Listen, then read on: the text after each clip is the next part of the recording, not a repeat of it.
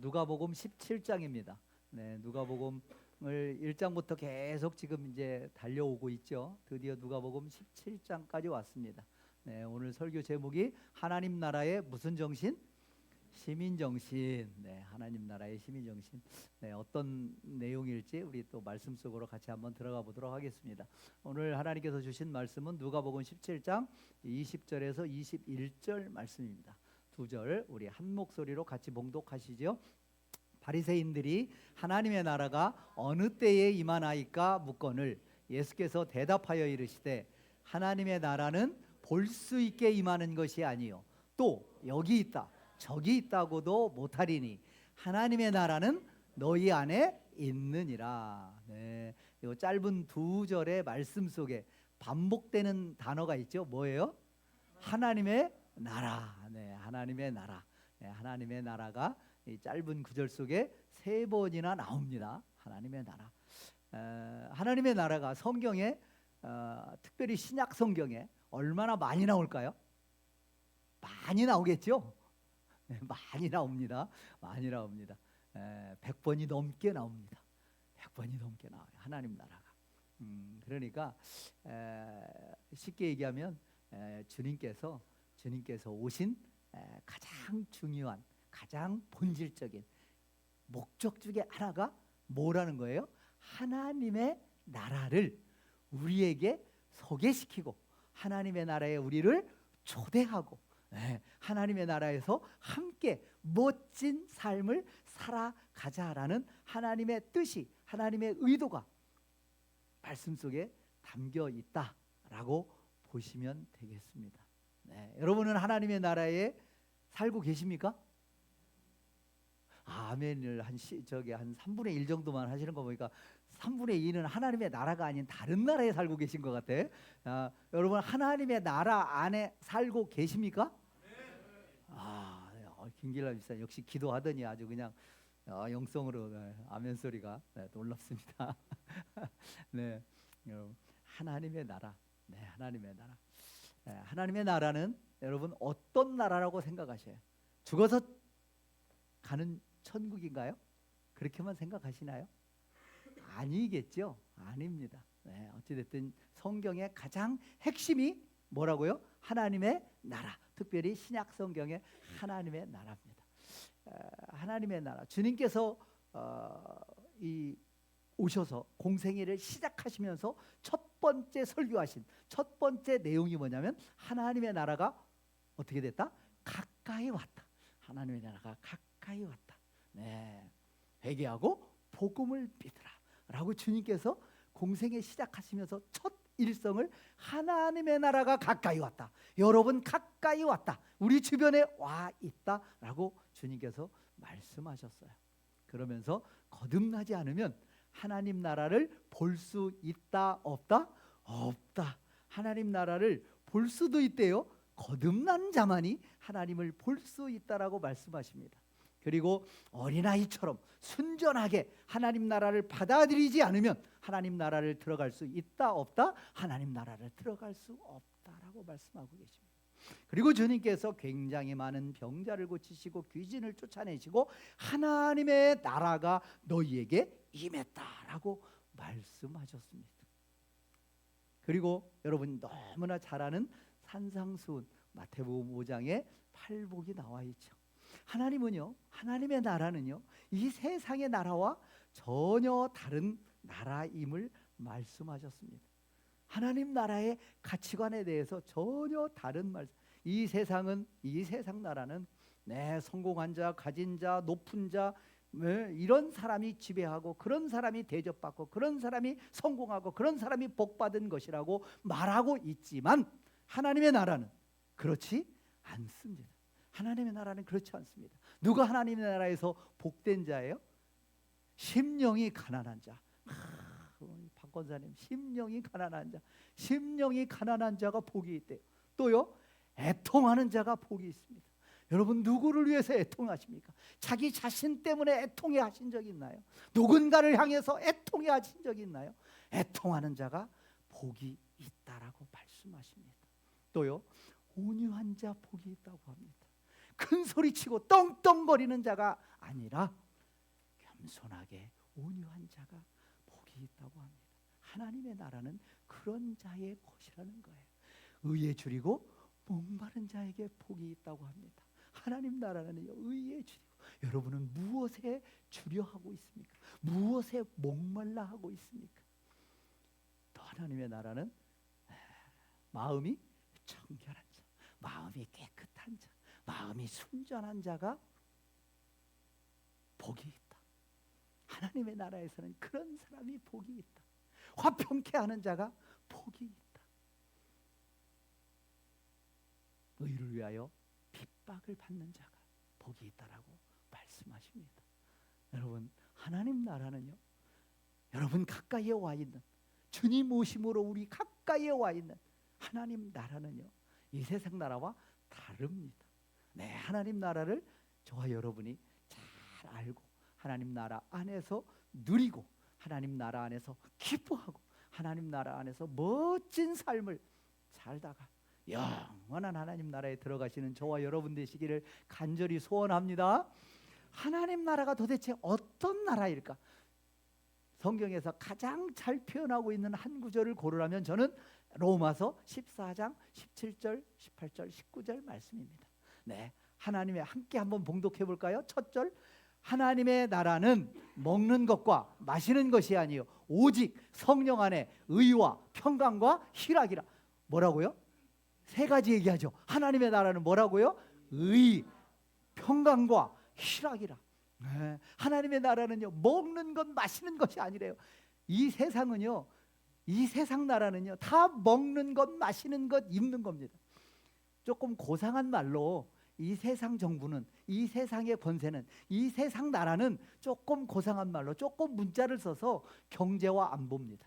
잘 먹게 하고 나라를 튼튼히 하면 무조건 정권 연장, 무조건 성공하는 나라가 정권이 나라가 됩니다. 경제와 안보입니다. 이 세상 나라는요, 먹고 마시는 겁니다. 그런데 하나님 나라는요, 본질이 뭐라는 거예요? 세 가지를 말씀하고 있어요. 뭐라고요? 의와 평강과 희락이라. 여러분, 하나님 나라는요, 의와 평강과 희락입니다. 여러분, 의인은 하나님과 나와의 관계 속에서의 관계를 말할 관계 속에서의 의입니다. 하나님은 의로우신 분이에요. 하나님은 의로운 일을 하시는 분이에요. 하늘나라는요, 천국은요, 하나님 나라는요, 누가 들어갈 수 있어요? 의로운 자가 들어갈 수 있습니다. 죄인이 들어갈 수 있어요, 없어요? 있어요, 없어요? 없습니다. 없습니다. 하나님 나라는요, 죄인이 들어갈 수 없어요. 그래서 저와 여러분 그러면 어때요? 죄인이 아닌 사람이 있어요, 없어요? 없어요, 없어요. 그러니까 우리는 들어갈 자격이 기본적으로 있다, 없다? 없다. 우리는 결단코 들어갈 자격이 없다. 하나님과 우리 사이에는요, 어마어마한 강이 있습니다. 어마어마한 간격이 있습니다. 도저히 해결할 수 없는 죄의 문제가 가로막혀 있습니다. 그 죄 문제를 주님께서 해결해 주신 거예요. 그래서 우리를 본질상 우리는 진노의 자녀고, 본질상 우리는 죄인이고, 본질상 우리는 도저히 이 문제를 해결할 수 없는데 예수 그리스도로 말미암아 우리를 의의 옷으로 감싸 주신 거예요. 그래서 네가 죄인이지만 예수 그리스도 보혈의 피로 우리를 감싸 주셨기에 예수님을 영접한 자는, 돌이킨 자는, 회개한 자는 하나님께서 의인으로 간주해 주시는 거예요. 진짜 의인이에요? 아니에요. 의인으로 어떻게 해 주신다고요? 간주해 주시는 겁니다. 의인으로 그냥 오케이, 의인 인정해 주시는 거예요. 네, 저와 여러분, 의. 그래서 우리는요, 이 땅에서 구원받은 자는요, 의롭게 살아가야 됩니다. 윤리적, 도덕적으로 의로운 삶을 살아가야 됩니다. 하나님의 나라는요, 본질이 뭐라고요? 의입니다. 의예요. 하나님과의 관계 속에서 의입니다. 의예요. 하나님의 나라는 어디에 있다? 의에 있다. 또 어디에 있다? 평강에 있다. 평강은요, 물론 하나님과의 관계가 회복되고 화목제물로 말미암아 하나님과 나와의 관계가 회복된 것이 평강이죠.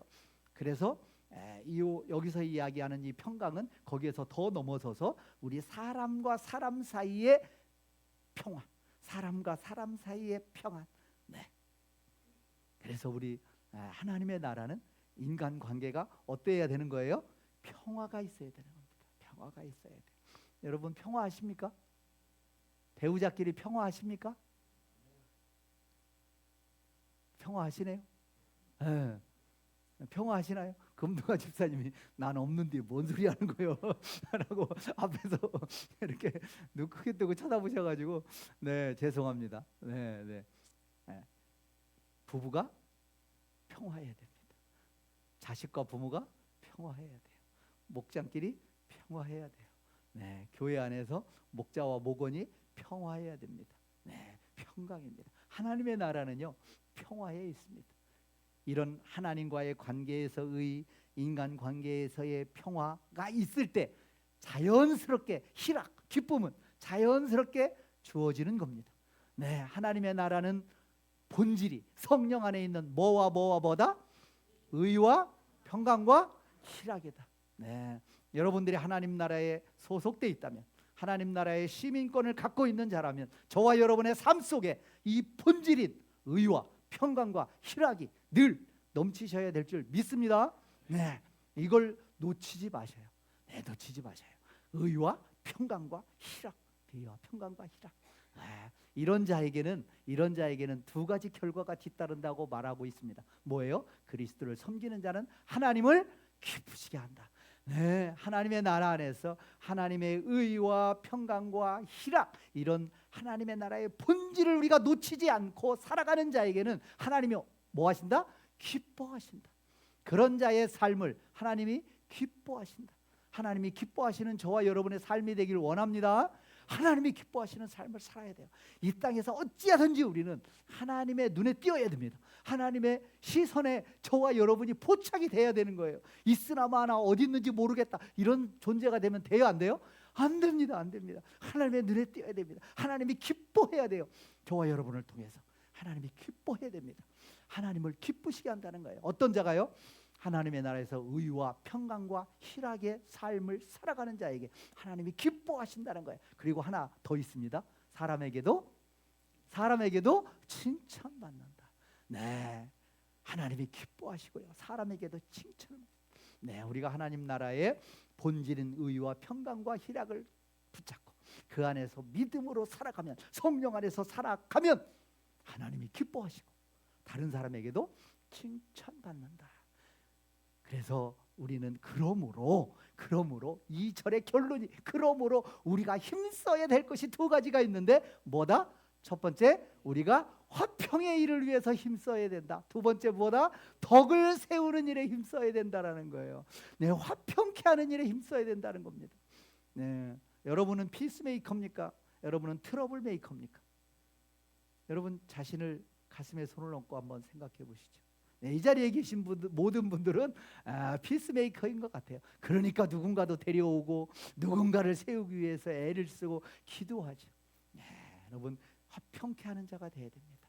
네, 화평의 일을 도모해야 돼요. 힘써야 됩니다. 그냥 내버려 두면 그렇게 가요, 안 가요? 안 됩니다. 내버려 두면요 결코 관계가 좋아지지 않아요. 저와 여러분이 힘써야 됩니다.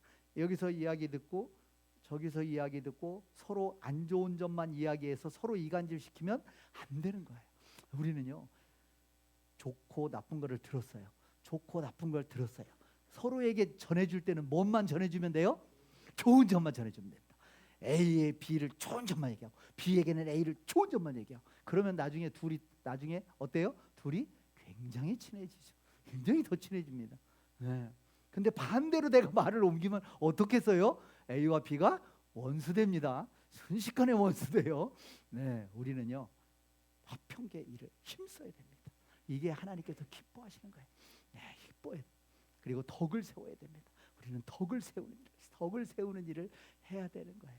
네, 하나님의 나라는 먹고 먹는 것, 마시는 것이 아니고 뭐다? 의와 평강과 희락이다.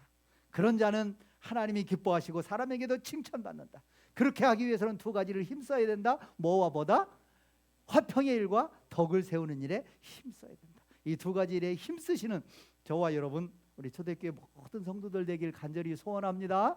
네, 도대체 하나님의 나라는 신약 성경에 100번 이상이 나온다는데 도대체 하나님의 나라는 무엇일까? 네, 성경을 딱 한 절, 성경 전체 66권을 한 절로 표현한 구절이 있습니다. 신약 성경을 딱 열면 첫 번째 나오는 마태복음 1장 1절 뭐라고 시작해요? 아브라함과 다윗의 자손 예수 그리스도의 계보라. 이게 성경 전체를, 성경 66권을 단 한 절로 표현한 내용은 마태복음 1장 1절입니다. 네, 아브라함과 다윗의 자손 예수 그리스도의 계보라. 네, 구약에서 가장 중요한 두 인물을 꼽으라면 누구하고 누구예요? 대단하시네요. 아브라함과 다윗. 이것만 아는 것도 대단한 거예요. 구약에 가장 기억해야 될 중요한 인물 두 분이 있어요. 누구하고 누구라고요? 아브라함과 다윗. 그렇습니다. 나라의 3요소가 있죠. 나라의 구성하는 3요소가 있습니다. 뭐예요? 국민과 국토, 땅과 주권. 대단하시네. 초등학교를 좋은 데 나오면 이런 거를 정확하게 기억을 하시는 거예요. 네. 네, 이 땅에서 나라의 구성에 3요소가 있습니다. 자, 구약은 그럼 어떤 나라일까? 구약은 우리가 많이 들어왔습니다. 구약은 어떤 나라라고 우리가 성경에서 구약시대 때 늘 배웠어요? 제사장 나라. 할렐루야. 구약은 제사장 나라. 신약에서는 무슨 나라? 하나님 나라. 하나님 나라. 네, 하나님 나라라는 용어가 물론 구약에도 있습니다. 구약 신약 다 합해서 물론 다 하나님의 나라예요. 하나님의 통치가 영역이 미치지 않은 곳이 없어요. 그러나 신약에서 100번 넘게 나온 그 하나님의 나라라는 메시지는 조금 다른 의미를 담고 있는 메시지, 하나님 나라입니다. 네, 우리는 그 하나님 나라를 지금 이야기하는 거예요. 자, 구약은 무슨 나라? 제사장 나라. 이스라엘을 제사장 나라 삼았습니다. 제사장 나라 삼았어요. 그 최종적인 목적은 뭐예요? 온 열방을 구원하기 위해서 이 제사장 나라를 통해서 신약으로 와서 온 열방을 구원하고자 하는 하나님의 계획 속에 구약의 제사장 나라를 먼저 세운 거예요. 그래서 신약에 와서 이 구약의 제사장 나라는 신약의 하나님 나라 안에 풍덩 담긴다, 완전히 다른 것이다. 풍덩 그 안에 담기는 것이다 라고 여러분들이 이해를 하시면 되겠습니다. 그래서 구약은 신약을 위해서 존재하는 겁니다. 구약의 아브라함과 다윗은 누구를 위해서 존재하는 거예요? 예수 그리스도를 위해서. 그래서 마태복음 1장 1절에 아브라함과 다윗의 자손 예수 그리스도의 계보라. 성경 전체를 단 그 한 절이 완벽하게 연결해 주는 내용이 마태복음 1장 1절입니다. 그리고 아까 이제 나라의 3요소가 국민과 땅과 주권이라고 그랬잖아요. 그러면 구약을 보면 마찬가지입니다. 구약 아브라함을 통해서 두 가지를 약속하셨어요. 믿음의 조상 아브라함을 통해서 너희에게 믿음의 자손 국민을 허락하겠다. 네, 그 약속을 주셨습니다. 그리고 갈대아우로 저 메소포타미아 세상 문명 속에서 한 명을 딱 집어서 가나안 땅으로 데려왔습니다. 누구예요? 아브라함. 그리고 아브라함을 통해서 약속해 주셨어요. 가나안 땅을 약속해 주셨습니다. 그래서 아브라함을 통해서 자손, 국민과 땅, 이 두 가지 문제. 그래서 이 아브라함과 관련된 이 자손과 땅과 관련된 구약의 성경이 창세기로부터 룻기까지입니다. 네, 창세기에서는 이 자손과 땅을 아브라함에게 약속하는 거예요. 그리고 그 약속의 땅으로 출애굽기부터 민수기 레위기 민수기 신명기는 약속의 땅으로 끌고 가는 겁니다. 그리고 여호수아 사사기로부터는 약속의 땅에서 살아가는 구약의 모습. 그게 아브라함과 관련된 모습이죠. 그리고 이제 다윗이 사무엘하 7장에 보면 하나님께서 다윗과 언약을 체결하시죠. 다윗 언약이라고 합니다. 그게 다윗 언약. 그게 사무엘하 7장에 나와 있습니다. 다윗을 통해서 영원한 왕권을 하나님께서 허락해 주시겠다 약속하셨습니다. 다윗의 왕권입니다. 그래서 사무엘 상하로부터 구약의 역사서가 끝나는 때까지는 이 왕권. 사울 다윗 왕으로부터 500년의 역사가 기록된 겁니다. 그래서 왕권이 형성되고 왕권이 성장하고 흥하고 그러다가 망하고 다시 에스라 느헤미야 에스더에 와서는 그 왕권이 다시 회복되는 역사를 기록하고 있습니다. 그게 구약 전체입니다. 그리고 신약에 와서 예수님께서 하나님 나라를 말씀하시죠. 그래서 복음서는 하나님 나라를 성취하고 사도행전 제자들과 교회를 통해서 하나님 나라가 확장되고 마지막 주님께서 재림하시는 모습을 요한계시록에 하나님 나라가 완성되는 것을 기록하고 있다. 네, 하나님 나라, 하나님 나라. 구약, 신구약 66권을 이렇게 한 장면에 담아서 설명을 드릴 수가 있습니다. 이것을 여러분들이 이해한다면 성경 66권을 여러분은 머릿속에 탁 집어넣고 있는 거예요. 탁 집어넣고 있는 겁니다. 그 중심되는 말씀이 마태복음 1장 1절이라고 말씀드렸죠. 네, 아브라함과 다윗의 자손 예수 그리스도의 계보라. 네, 예수 그리스도는 하나님 나라를 위해서 오셨습니다. 하나님 나라의 운반자입니다. 하나님 나라의 건설자입니다. 예수님은. 네, 그리고 우리를 그 하나님 나라에 초대하는 것이죠. 네, 초대하는 겁니다. 그러면 우리는 지금 하나님 나라에 어디에 어떻게 살고 있을까? 네, 우리는 아담 이후에 죄를 지음으로 말미암아 죄와 죽음이 지배하는 세상에서 살고 있습니다. 육신을 따라 살아가는 세상이 구약 시대의 삶이고 이 세대의 삶이에요. 근데 예수님께서 오셨습니다. 그를 오는 세대, 새 시대라고도 표현하죠. 오는 세대, 예수님의 오심으로 오는 세대는 성령이 지배하는 시대입니다. 성령이 지배하는 시대. 성령을 따라 살아가는 세상입니다. 그리고 나중에 이제 완성된 예수님께서 재림하심으로 하나님 나라가 완성되는 것이죠. 그래서 지금 우리가 살고 있는 시대는 성취된 하나님의 나라에서 살고 있는 겁니다. 성취된 하나님의 나라. 예수님께서 2000년 전에 이 땅에 오셨습니다. 하나님의 나라가 도래했습니다. 하나님의 나라가 성취되었습니다. 성취된 하나님의 나라에 우리가 살고 있는 겁니다. 그리고 나중에 장차 주님께서 재림하심으로 우리는 완성된 하나님의 나라에 살아가게 되겠죠. 네. 그래서 우리는 그 중간에 신약 시대를 지금 살아가고 있는 겁니다. 그러니까 우리가 전도하다 보면 뭐라고 그래요? 나는 내가 하고 싶은 거 다 하고 나는 실컷 먹고 마시고 즐기고 또 뭐 적당히 죄도 짓고 또 즐겁잖아요. 죄 질 때 얼마나 또 하지 말라는 거 할 때 얼마나 또 쾌락이 있고 즐거움이 있습니까? 그렇게 하다가 죽기 직전에 예수님 믿고 구원받으면 되지 않겠어? 이렇게 말하는 사람이 있어요, 없어요? 많습니다. 네. 그러니까 하나님 나라는 그런 자의 것이 아닙니다. 성취된 하나님의 나라에서 몸부림치며 살아가는 자가 완성된 하나님의 나라에서 멋진 삶을 살 수가 있는 겁니다. 뭐 이런 예가 적절할지 모르겠는데 이제 교회 나오기 시작한 사람이 그 성지순례를 가서 막 돌아다녀요. 그 의미를 알 수 있을까요? 그냥 뭐 내가 모르는 동네 와서 그냥 산천 구경하는 것 외에는 아무 감흥이 없을 겁니다. 아무 감흥이 없을 거예요. 미국에 이민을 간다. 뭐 요즘에는 뭐 오히려 역이민도 많이 생겼지만 이민을 간다. 그럼 가기 전에 언어도 해야죠, 문화도 익혀야죠, 뭐 여러 가지 준비하죠. 준비하지 않고 가면 어떻게 되겠어요? 그 안에서 잘 살 수 있겠습니까? 힘들잖아요. 우리 윤걸 집사님 잘 아시잖아요. 준비하고 가셨다가 또 준비해서 또 나오셨지만 준비하지 않고 아무것도 준비가 안 돼서 갔다? 그곳에서의 삶이 어떻겠어요?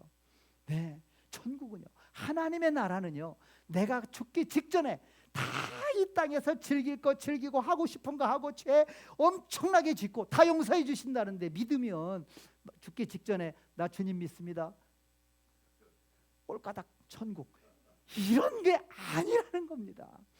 이 땅에서 성취된 하나님의 나라를 누리고 소망하고 이 땅에서도 이렇게 의와 평강과 희락과 기쁨이 있는데 영적인 느낌이 있고 영적인 보람이 있는데 이렇게 기쁨과 너무너무 놀라움과 아름다움이 있는데 저 천국은 얼마나 아름다울까?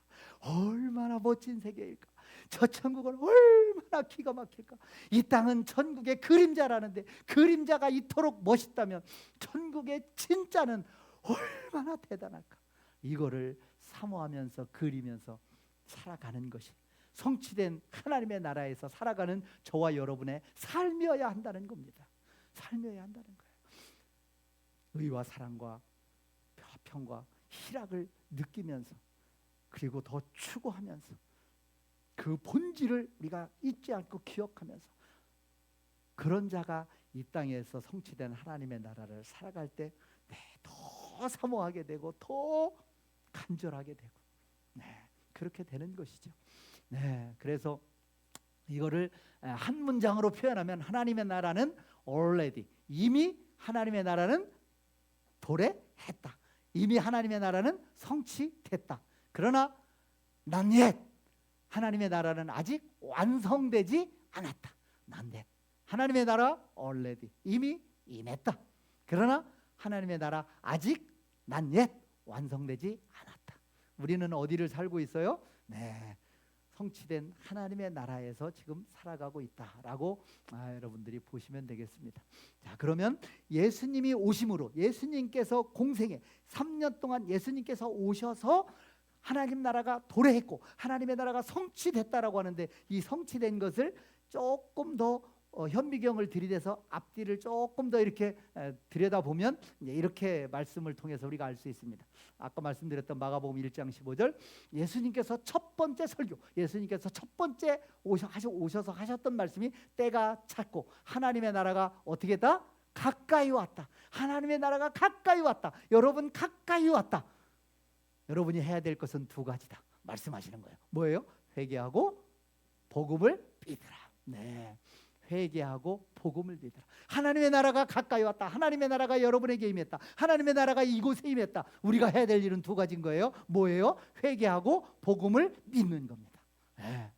회개하고 복음을 믿는 거예요.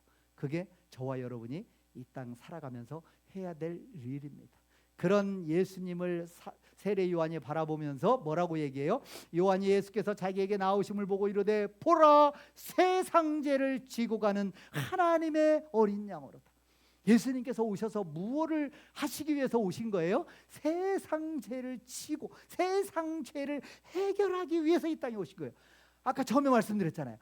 하나님의 나라는 본질이 의라고, 의인이 아니면 하나님 나라에 갈 수 없다고, 하나님과 우리 사이에는 본질상 너무 큰 간격이 있다고. 세상 사람들은 착하게 살면 돼, 철학적으로 진리를 추구하면서 종교의식을 통해서 이걸 해결하려고 하지만 결단코 해결할 수 없다. 너무나 넓은 강, 이걸 해결할 수 있는 유일한 방법은 이 죄 문제를 해결하는 거란 말이에요. 그래서 세상 죄를 지기 위해서 주님께서 이 땅에 오셨다. 이 세상 죄는 아담이 범죄함으로부터 지금까지 지은 모든 죄, 이 세대가 지금 짓고 있는 모든 죄, 그리고 장차 지을 모든 죄를 포함한다. 일부분만 포함한다? 모두를 포함한다. 근데 모두에게 좋으면 뭐해요? 나에게 해당이 없으면. 세상 얘기로 요즘에 뭐 막 주식이 우리나라 3천인가 뭐죠? 그 뭐 무슨 지수라고 하죠? 코스피가 3천, 막 2천, 3천에서 3천 넘지 않는 수십 년 동안 그랬는데, 갑자기 막 몇 개월 사이에 막 4천, 5천, 6천, 7천, 막 6천이 막 넘어가가지고 막 사람들이 막 지금 막 난리가 나. 근데 뭐 사람들이 뭐 좋으면, 내가 관계 없으면 그 뭐예요? 나하고 관계가 있는 거예요, 없는 거예요? 아무것도 없는 거예요. 아무 관련이 없는 거예요. 주님께서 세상 죄를, 아담 하와의 죄로부터 모든 죄를 지고 가시는 그 하나님의 어린 양이 저와 여러분의 죄도, 저와 여러분이 끙끙 앓고 있는, 해결할 수 없는 본질적인, 저와 여러분을 끝까지 붙잡고 있는, 괴롭히는 그것을 해결할 수 있는 유일한 분이 누구라는 거예요? 예수 그리스도. 세상 죄를 지고 가는 하나님의 어린 양이로다. 그래서 하나님의 나라는 성취된, 예수 그리스도로 알면 성취됐는데, 그 성취된 하나님의 나라는 예수 그리스도의 오심으로, 죄 문제를 해결하심으로 시작되었다는 겁니다. 그리고 예수님께서 공생의 3년을 마치시고 십자가상에서 마지막 선언하십니다. 뭐라고요? 예수께서 다 이루었다. 뭘 다 이루었다는 겁니까? 예수님께서 하나님의 나라로 세상 죄를 지고 가는 어린 양으로서 오셔서 세상 죄를 다 도말하시기 위해서, 세상 죄를 다 짊어지고 십자가상에서 돌아가신 겁니다. 다 이루었다. 하나님과 우리 인간 사이에 넘을 수 없는 그 강을, 그 죄의 강을 하나님께서 해결해 주신 거예요. 누굴 통해서? 예수 그리스도를 통해서. 그래서 예수님께서 마지막에 다 이루었다라고 선언하신 겁니다. 저와 여러분의 그 사이에 공로가 0.0000001이라도 들어가나요? 아닙니다. 아닙니다. 우리는 아무 공로 없이, 우리는 아무 공로 없이 받은 겁니다. 우리의 죄 문제를 해결한 받은 거예요. 네, 해결한 받은 겁니다. 구약의 모든 예언이 성취되는 겁니다. 우리 김국철 목사님이 쓰신 그 책에 보면 구약의 창세기로부터 막 그 하나님이 주신 그 언약들을 쫙 정리, 마지막 언약까지 정리를 아주 굉장히 잘 정리를 하셨더라고요. 아주 좋은 책을 보니까 쓰셨습니다. 그 구약의 수많은 예언들, 약속들, 언약들, 하나님과 사람 사이에 맺은 언약, 이 언약은 그냥 하나님께서 주신 언약이에요. 하나님께서 약속하신 거예요. 그런데 그 약속을, 그 언약을 누가 배반했어요? 인간들은 끊임없이 배반합니다. 그럼에도 불구하고 하나님은 다시 언약하십니다. 다시 언약하십니다. 그리고 여기까지 끌고 오신 거예요. 그리고 그 언약을 성취하신 겁니다. 다 이루신 거예요. 그래서 하나님과 우리 인간 사이에 이 죄로 인해서 단절된 이 관계가, 이 간격이 회복된 겁니다. 인간과 인간 사이에 조화가, 평화가 임한 거예요. 하나님과 자연 사이, 인간과 자연 사이의 관계에서도 이게 회복되어진 겁니다. 그게 예수님께서 하신 일이에요. 그걸 화해사역, 속죄사역이라고 합니다. 예수님께서 다 회복시켜 주셨습니다. 회복시켜 주셨습니다. 우리는 그 일에, 주님께서 회복시켜 주신 그 일에 우리는 거기에 거들어야 되는 거예요. 네, 그래서 화평케 하는 일에, 덕을 세우는 일에 저와 여러분이 함께 힘을 합해 나가야 되는 겁니다. 이 거대한 물결은 도저히 흘러갑니다. 그 물결 속에서 거슬리면 그냥 순간에 갑니다. 저와 여러분은요, 그 도도한 하나님의 큰 물결 속에서 우리는 화평케 하는 것, 덕을 세우는 일에 함께 작지만 쓰임 받음으로 하나님께서 잘하였다 칭찬받는 저와 여러분이 되기를 간절히 소원합니다. 간절히 소원합니다. 간절히 소원합니다. 그래서 성취된 하나님의 나라가, 완성된 하나님의 나라를 향해서 지금 가고 있는 겁니다. 그 일을 하나님은 누구에게 맡기셨을까요? 누구에게 맡기셨을까요? 제자와 교회에게 맡기셨습니다. 예수님께서 베드로 마태복음 16장 18절에 보면 주는 그리스도의 살아시 계신 하나님의 아들이라는 베드로의 고백을 듣고 주님께서 베드로라, 너는 베드로라, 내가 이 반석 위에 내 교회를 세우겠다. 그 믿음의 고백을 한 베드로를 칭찬하며 격려하며 내 교회, 누구 교회예요? 누구 교회? 내 교회. 예수님이 말씀하시니까 지금 쉽게 얘기하면 내 교회라는 건 누구 교회예요? 예수님의 교회. 이 우리 초대교회의 주인은 누구예요? 예수님의 교회. 예수님. 이걸 착각하면 안 되는 겁니다. 네, 교회를 세우겠다. 교회를 통해서, 그리고 누구를 통해서? 베드로와 같은 제자를 통해서 이 일을 하나님은 끌고 가시는 거예요. 성취된 하나님의 나라를, 완성된 하나님의 나라를 향해서 누구와 누구를 사용하신다? 제자와 교회를 사용하신다. 그 말을 다른 말로 표현하면 저와 교회를 통해서 하나님께서는 일하신다. 저와 여러분이 하나님께 쓰임받는 그런 제자, 그런 성도, 그런 교회 되길 간절히 소원합니다. 네, 네. 마태복음 28장 주님께서 마지막 너희는 가서 모든 민족을 제자로 삼아, 너희는 가서 제자들을 향해서 너희는 가서 누구를? 모든 민족을 제자 삼아 아버지와 아들과 성령의 이름으로 세례를 베푸고 내가 너희에게 분부한 모든 것을 가르쳐 지키게 하라. 이게 성취된 하나님의 나라를, 완성된 하나님의 나라를 가기 위한 그 과정 속에 제자들과 교회를 부르신 겁니다. 친히 제자를 부르시고 그리고 친히 교회를 세우셨습니다. 그리고 그 교회와 제자들을 통해서, 다른 말로 하면 저와 여러분을 통해서 하나님은 성취된 하나님의 나라를, 완성된 하나님의 나라를 가는 그 여정 속에 주역으로 부르신 겁니다. 하나님의 부르심에 멋지게 주역으로 쓰임 받으시는 저와 여러분, 우리 초대교회 되기를 간절히 소원합니다. 간절히 소원합니다. 제자와. 자, 그러면 누가복음 17장은 하나님 나라에 대해서 그렇게 이야기를 했는데, 그러면 하나님 나라에 소속된 자들, 하나님 나라의 시민으로서 살아가는 저와 여러분은 도대체 어떤 생각, 어떤 태도, 어떤 가치관, 어떤 마음으로 살아야 될까요? 그걸 이제 제가 하나님 나라의 시민 정신이다라고 제가 표현을 해본 겁니다. 17장의 1절, 2절 첫 번째 딱 피면 실족해 하는 자에 대해서 이야기가 나옵니다. 예수께서 제자들에게 이야기합니다. 실족하게 하는 것이 없을 수는 없으나 실족해 한다는 거예요. 우리는 인간은요, 우리는 삶을 살다 보면요, 누군가를 실족해 한다는 거예요. 그 일을 안 하고 살 수 있는 사람 있어요, 없어요? 없습니다. 실족해 할 수밖에 없다는 거예요. 인정하십니다. 주님께서 인정해요. 그런데 문제는 그렇게 하는 자에게는 뭐가 있다? 화가 있다라고 합니다. 우리가 실족하지 않게 다른 사람을 실족지 않게 할 수는 없다는 거예요. 실족해 한다는 거예요. 말로 실족하고, 표정으로 실족하고, 태도로 실족해 하고, 뭐 여러 가지로 뒤에서 실족해 한다는 거예요. 그런데 인정한다는 거예요. 그런데 그렇게 하는 자에게는 화가 있도다. 근데 그 화가 벌이 뭐냐면 그 뒤에서 더 무섭습니다. 그 작은 자 중에 하나를 실족하게 할진데 차라리 연자 맷돌을 그 목에 메고 어떻게 바다에 던져지는 것이다. 연자 맷돌이 얼마나 큰지 아셔요? 저기서 사진 속에 나와 있는 저 연자 맷돌입니다. 아마 저거 돌덩어리, 저거 연자 맷돌, 저기 나귀가 저거 곡식을 이렇게 깔고 저 맷돌을 돌리잖아요. 네네. 그러면 이제 뭐 껍데기가 까지는 거죠. 저게 연자 맷돌입니다. 며칠 전에 어느 음식점 가보니까 연자 맷돌이 막 이끌만하게 그냥 있더라고요.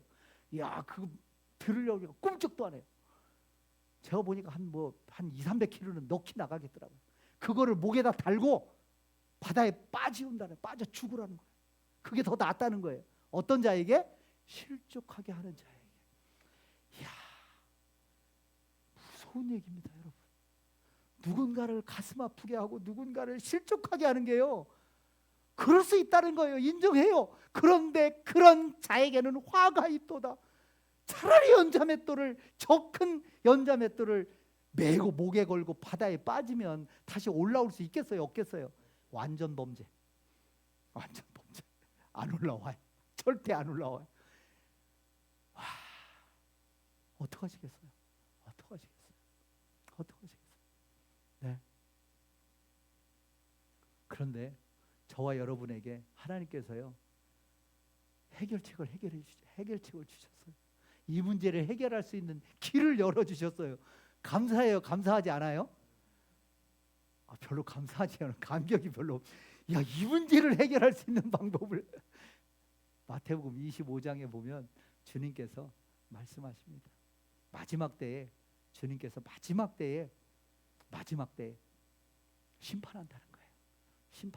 마지막 때. 그래서 하나는 오른편에, 하나는 왼편에, 오른편엔 양, 왼편엔 염소, 그리고 오른편의 선자들에게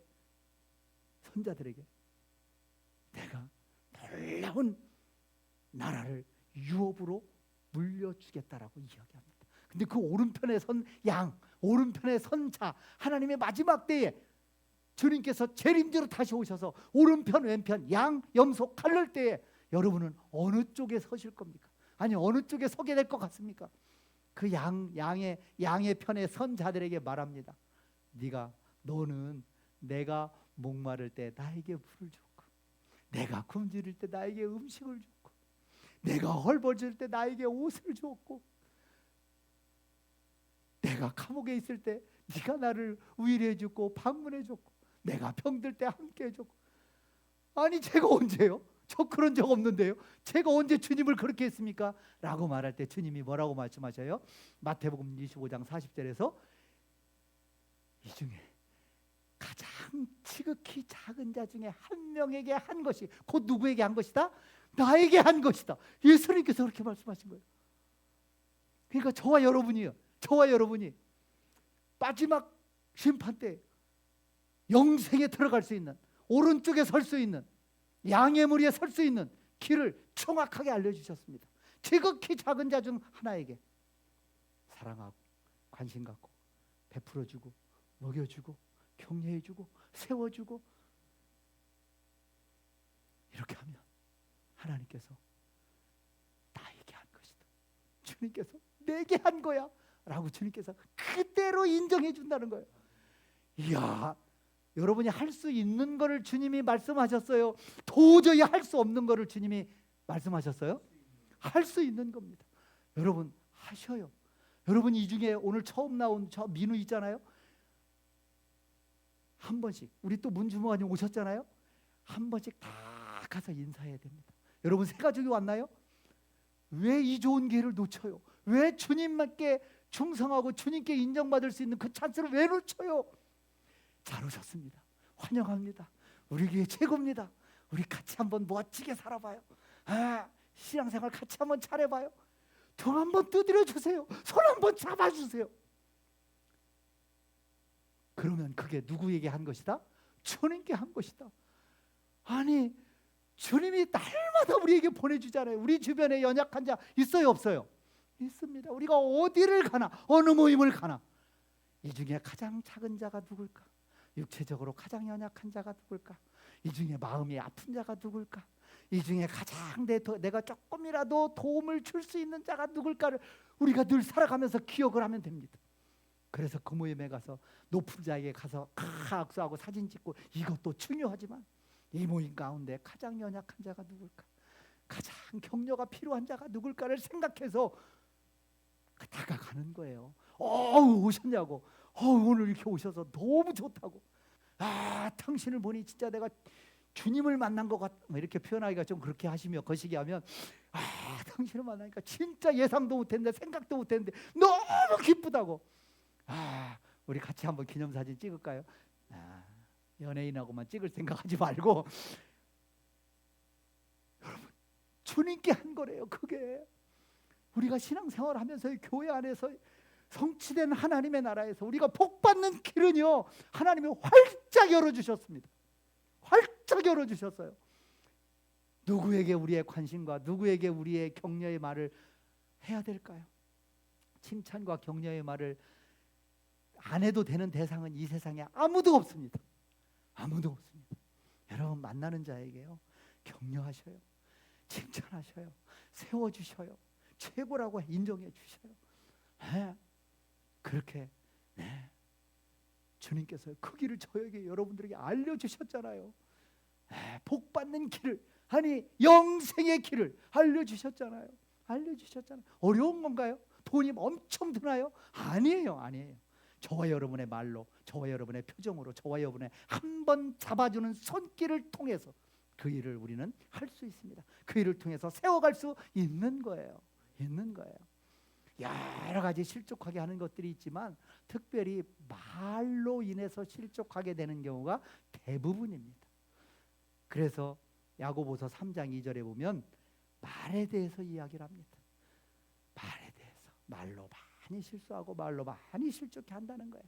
그런데 말로 실족하지 않게 하는 자는 완전한 자다라고 야고보서 3장 2절에 하고 있습니다. 여러분 말입니다. 여러분 말입니다. 말이 다른 사람을 실족하지 않게 하고 다른 사람을 세우는 일에 내 말이 쓰임받으면 그 사람은 완전한 사람이라고 얘기하고 있습니다.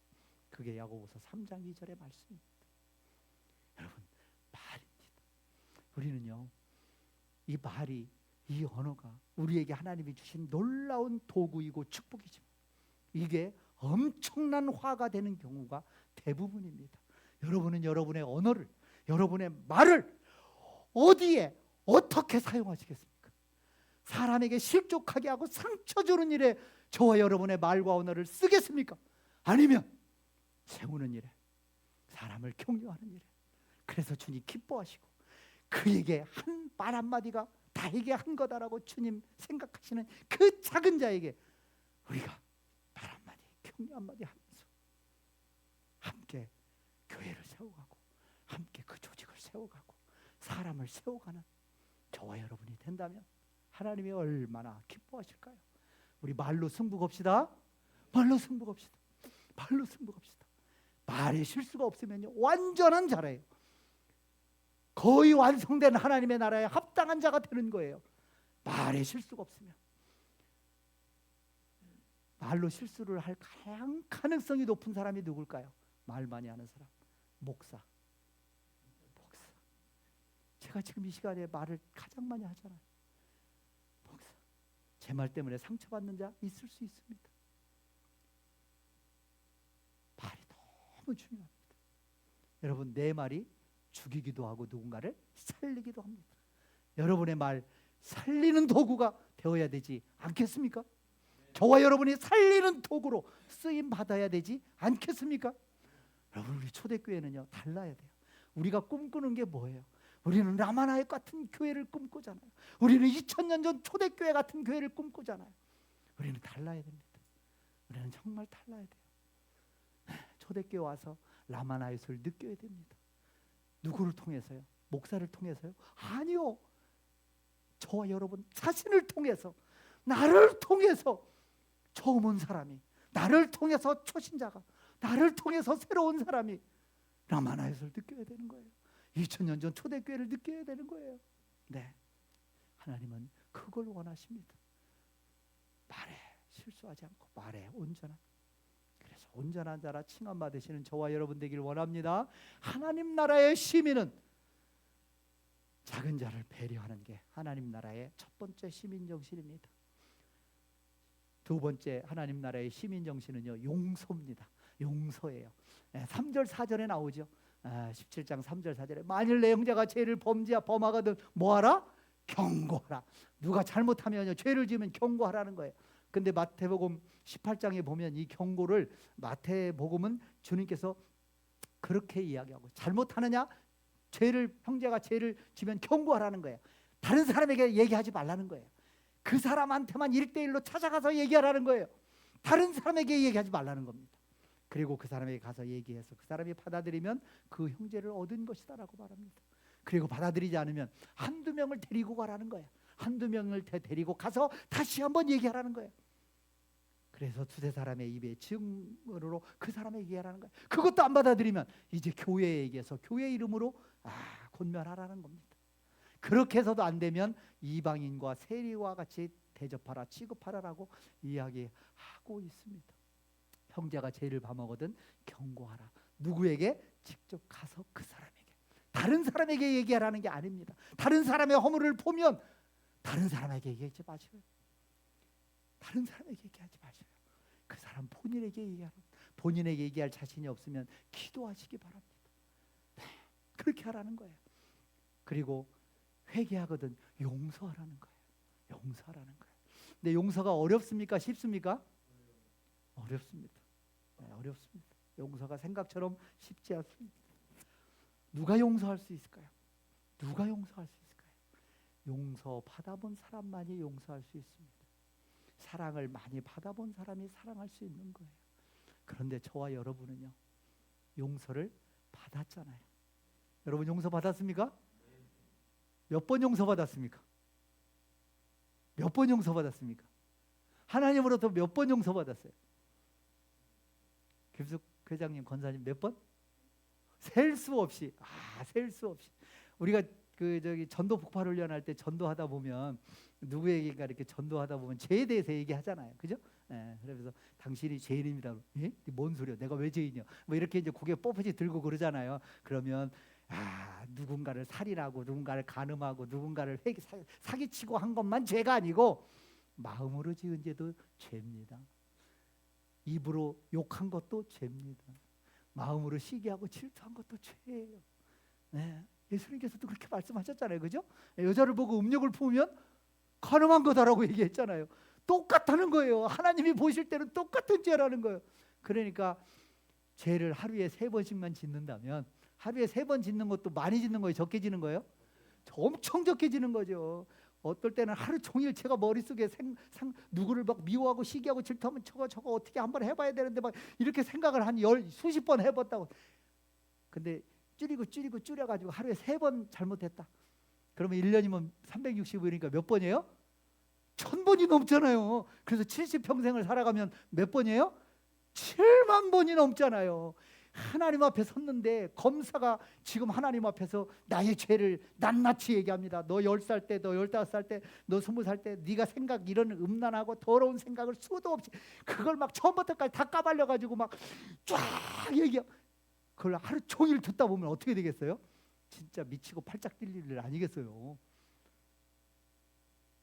그렇게 거룩하게 살아가도 하루에 3번 지어도 7만 번이나 짓는데 70평생 살아가면 그걸 탕감받지 못하면, 그 중에 하나라도 탕감받지 못하면 우리 천국에 못 들어가는데, 하나님 나라 못 들어가는데 다 용서해 주셨잖아요. 저와 여러분이 용서를 받았잖아요. 몇 번 용서를 받았어요? 무제한으로 용서를 받았어요. 무제한으로 용서받은 사람이 단 한 번 잘못한 걸 가지고 이거 죽일 놈이네 달려들어가지고 막 사정없이 두드려 패고 막 짓밟고 하면 되겠어요? 안 되겠어요? 안 되지. 그럼 하나님이 보실 때 어떻겠어요? 저와 여러분의 모습, 여러분은 그러지 않으시겠지만 저의 그런 모습을 보면 하나님이 저거 봐라 저걸 어떻게 해야 돼, 저걸 이러시지 않겠냐고요. 이러시지 않겠냐? 네. 그러니까 용서하라는 거예요.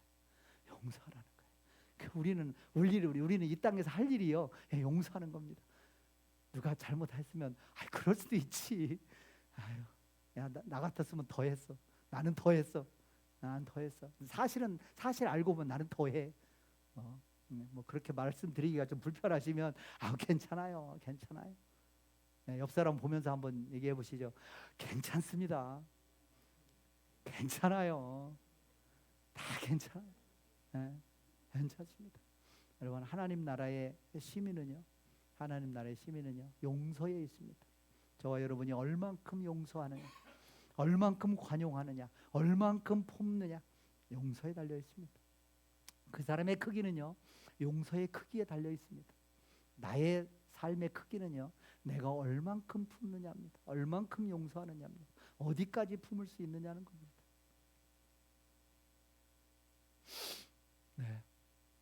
세 번째 하나님 나라의 시민 정신은요 누가복음 17장 5, 6절입니다. 믿음입니다. 사도들이 주께 우리의 믿음을 도와소서, 믿음을 더해달라고 얘기합니다. 근데 주께서 뭐라고 말씀하셔요?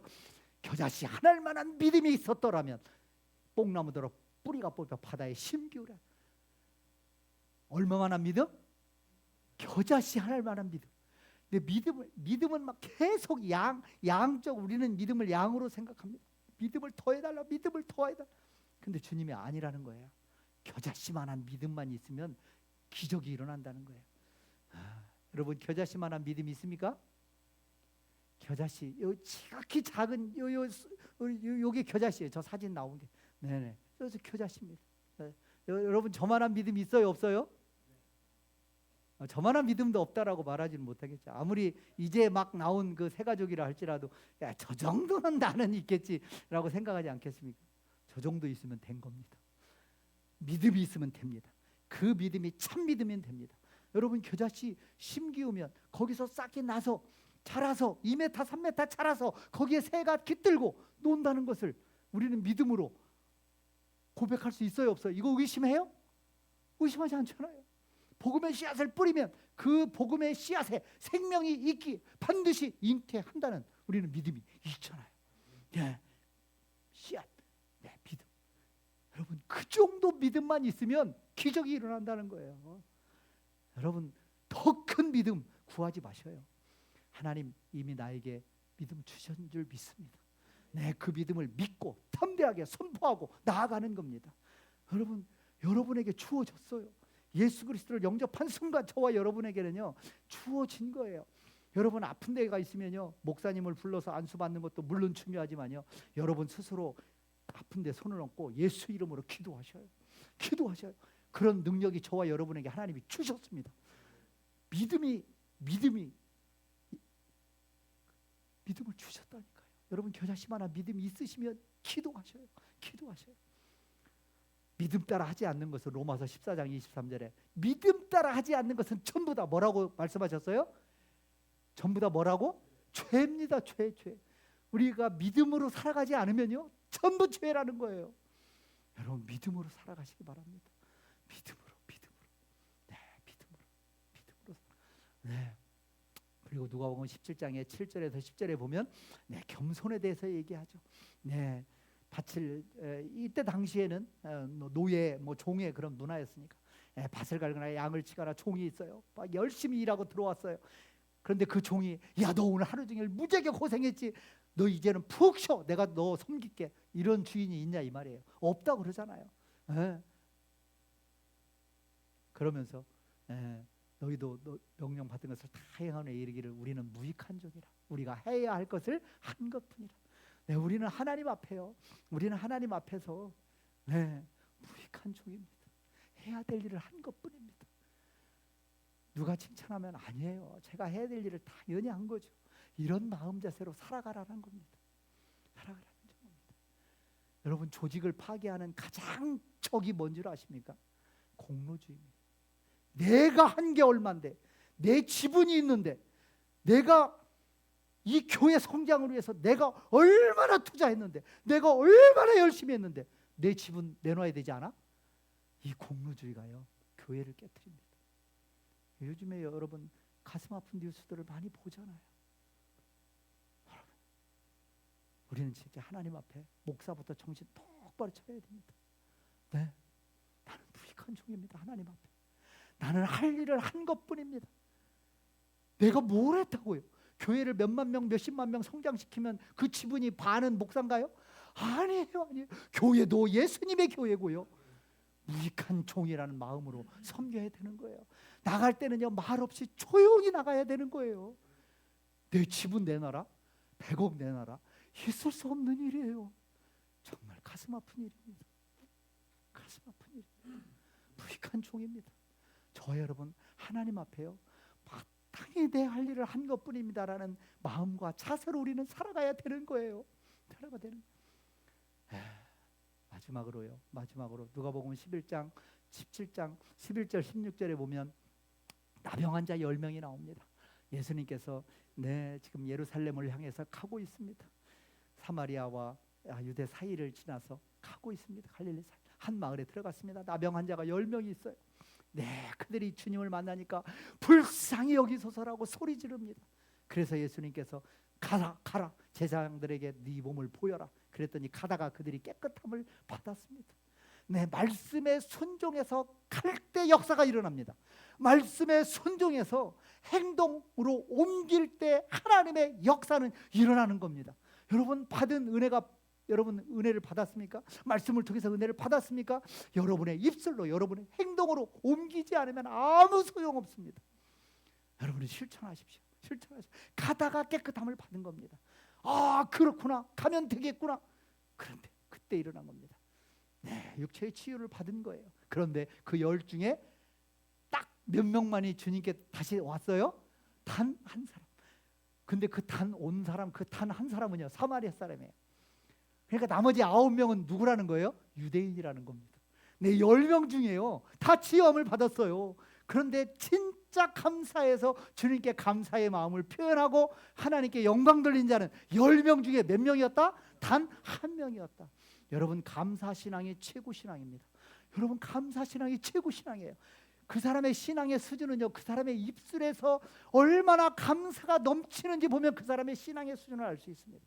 날마다 감사합니다를 입에 외치고 다니는 게 가장 높은 수준의 신앙입니다. 여러분 10명 중에 1명밖에 안 했어요. 그런 자에게 주님께서 더 놀라운 치유와 축복을 주십니다. 영적인 영혼의 구원의 축복을 주시는 거예요. 10명 중에 9명은 그대로 말씀 듣고 행함으로 육체의 치유를 받았지만 9명은 거기까지인 겁니다. 다시 병들고 다시 죽습니다. 그러나 1명은 죽게 돌아와 주님께 감사하고 하나님께 영광 돌리고 그걸 예수님께서 칭찬하시고 그의 영혼을 구원시켜 주셨다고 말씀하고 계십니다. 여러분 감사신앙이 최고의 신앙의 경지인 것을 저와 여러분이 고백하고 감사하시는 저와 여러분 되시길 간절히 소원합니다. 묵상 포인트입니다. 어떻게 할 것인가? 우리 하나님 나라 시민 정신으로 살아갑시다. 네, 우리의 시민권은 빌립보서 3장 20절에 어디에 있다? 하늘에 있다. 우리 저와 여러분의 시민권은 하늘에 있습니다. 그러면 어떻게 살아가야 될까요? 빌립보서 1장 20절에 얘기합니다. 오직 너희는 그리스도의 복음에 어떻게 생활하라? 복음에 합당하게 생활하라. 저와 여러분은요, 예수 그리스도의 복음에 합당하게 생활해야 됩니다. 합당하게, 복음에 합당하게. 어떻게 하는 게 복음에 합당하게 생활하는 것이냐? 너희는 한 마음 한 뜻으로 복음을 위하여, 신앙을 위하여 협력하는 것이 복음에 합당한 생활이다라고 얘기하고 있습니다. 여러분, 한 마음 한 뜻으로 복음 전하는 일에, 전도하는 일에, 좋은 일에, 덕을 세우는 일에 한 마음 한 뜻으로 모시기 바랍니다. 내가 참석 직접 못하면요, 내가 미안하다, 열심히 잘해줘서 고맙다, 격려해 주세요. 같이 모으는 겁니다. 마음을 모으는 거예요. 토요일날 전도 안 나오셔도 돼요. 현장에서 하셔도 되고, 전도 부원들 만나면요, 고생하셨습니다. 토요일날 하루 종일 시간 낸다는 게 쉽지 않잖아요. 네, 오후에 그 시간에 와서 전도지 준비하고 전도하고 기도하고, 네, 참여하셔요. 네, 마음으로 참여하시고요. 참여하셔요. 말로라도 격려해 주고요. 그 열매가 저기 우리 천상훈 집사님 옆에 앉아 있는 우리 민준이하고 민우 저기 앉아 있잖아요. 지난주에 민준이는 지난주에 참석하고 이번 주에 또 참석했어요. 중3이요. 조장로님하고 천상훈 집사님하고 막 컵라면도 사주고 막 같이 막 배가 부르는데 막 컵라면 같이 먹고 막 옆에서 막 같이 거들어주고 막 했단 말이에요. 그렇게 해서 맺어진 열매입니다. 네, 협력, 한 마음 한 뜻으로 협력하는 겁니다. 그게 하나님 나라의 시민 정신으로 살아가는 겁니다. 하나님, 마지막입니다. 하나님 나라의 시민 정신으로 뭐하자? 무장하자, 무장하자. 네, 내가 너희 중에서 예수 그리스도와, 사도 바울이 고백한 겁니다. 내가 너희 중에서 예수 그리스도와 그의 십자가에 못 박히신 것 외에는 아무것도 알지 아니하기로 작정하였다. 네, 이런 사람 무서워요, 안 무서워요?